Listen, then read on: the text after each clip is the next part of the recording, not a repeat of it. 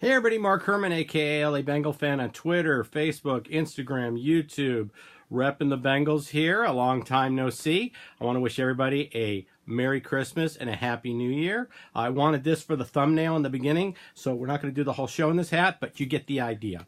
So, just wanted to talk in general terms. I'm not going to do a week-by-week recap. I think we've seen enough. You've had to witness it.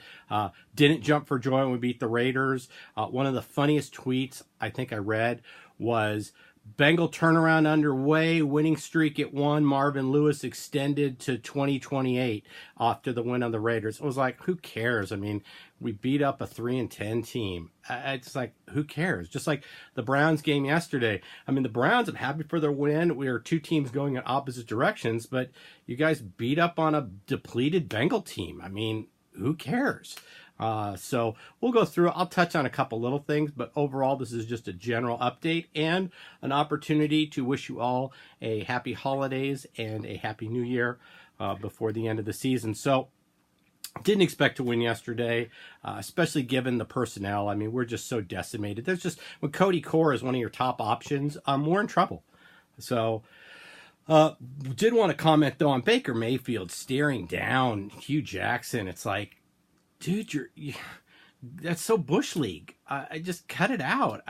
Look at the great quarterbacks. You have all the tools. Baker Mayfield has all the tools to just be a really special player, and the Browns should be very excited that they have a player like him. Look at how Breeze handles himself. Look at how Peyton Manning handles himself. Look about Tom Brady. Would you ever see any of those guys doing that, especially in game 2? Okay, game 1, get your thing out. Do whatever you're going to do. Don't shake his hand. Hug him. Don't hug him. I don't care.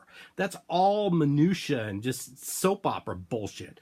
But look at how they do and pattern yourself after that, because that's just a classless move. Even if you were a Hall of Famer, which you're not, but even if you were, the graphic on that just looks terrible. So grow up. It's time to grow up. If you want to be a great one and you have the tools to do it, cut that stuff out now. That's just my opinion. So and you guys, I'm not even going to respond to comments on it in the comment section, but you guys can argue amongst yourselves. One of the things I want to say right off the bat is I want the Andy Dalton bashing to stop. Stop now. Jeff Driscoll is not the second coming of Steve Young. He was available to us for a reason. Tom Savage, I've seen tweets, people taunting us to put Savage in. Savage is terrible. None of these were upgrades from Andy Dalton.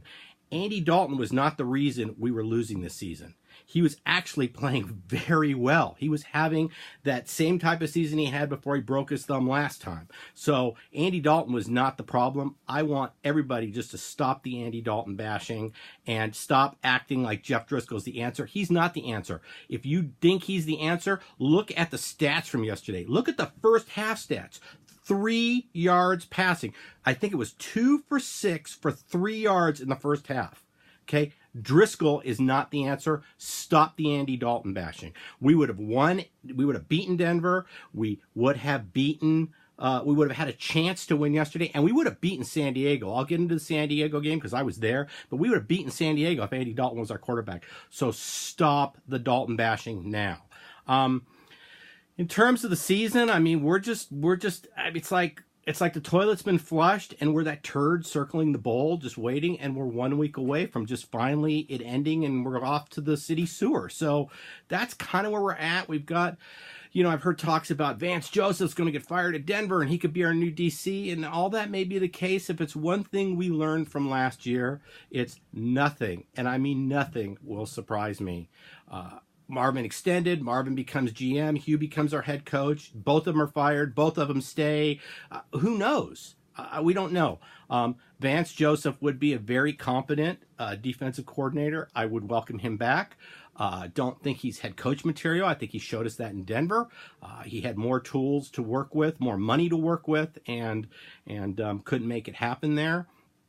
So, but I would absolutely welcome him back. But everything's on the table. Everything's on the table.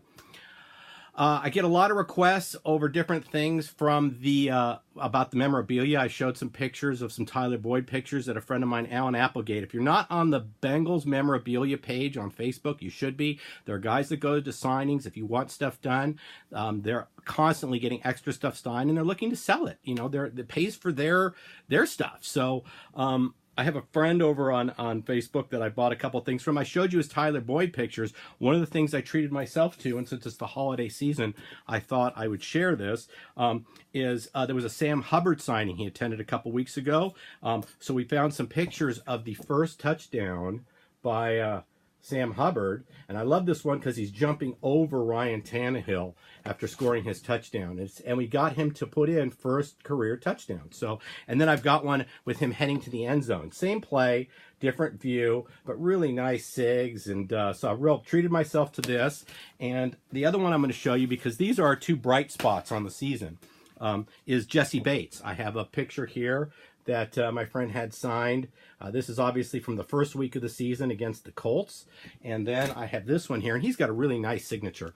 So did Hubbard, but this one's from the Atlanta game. So so this is stuff I treated myself, and I'm showing you these two, not only because I'm happy that I got it, and that's what I treated myself to the last few weeks, but these are the two bright spots of our draft. I mean, really look at the season as a whole, and this is two of the positive things. That and Tyler Boyd and Alex Erickson's play this season, but these two guys out of our draft, this has been the real bright spot. So wanted to share those pictures with you.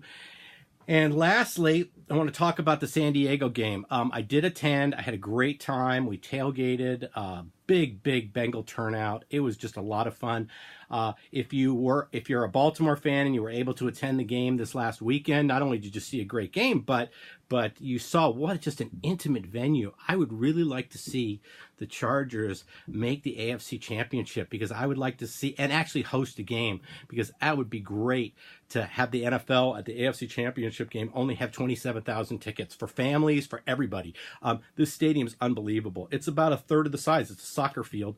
At the end of this video, I'm going to put on some clips. I have the Jeff Driscoll touchdown that was scored at my end zone. I was on the corner. I have that. That was such a bullshit call. They've got to change this. This giving yourself up before you get to the line. When was a quarterback lunging forward? Is he giving himself up trying to score a touchdown? That we were hosed there. That's a game we could have won. Dalton's in that game. We do win that game. And the other play, I've got a really nice play of William Jackson that occurred at our end of the field. And I think there might be one more. Oh, I've got the touchdown that we did get. So I'll put those three plays at the end of this. But you'll see this is not zoomed in. That's from my seat. Any seat in the stadium, it's just one single level around and a second level that's only half deep, and it's only on one side of the field, and the press box is on the other. 27,000 tickets, the most amazing stadium I've ever seen a professional football game at. It was just incredible, incredible experience. Wish the Chargers could stay there. Obviously, with 27,000 seats, you can't make money doing that. So I will put those up at the end of this video. Sorry it ran long. I see I'm at the 8-minute mark. I usually try to keep these around 5 or 6 minutes. Have a wonderful holidays. Have a wonderful New Year's.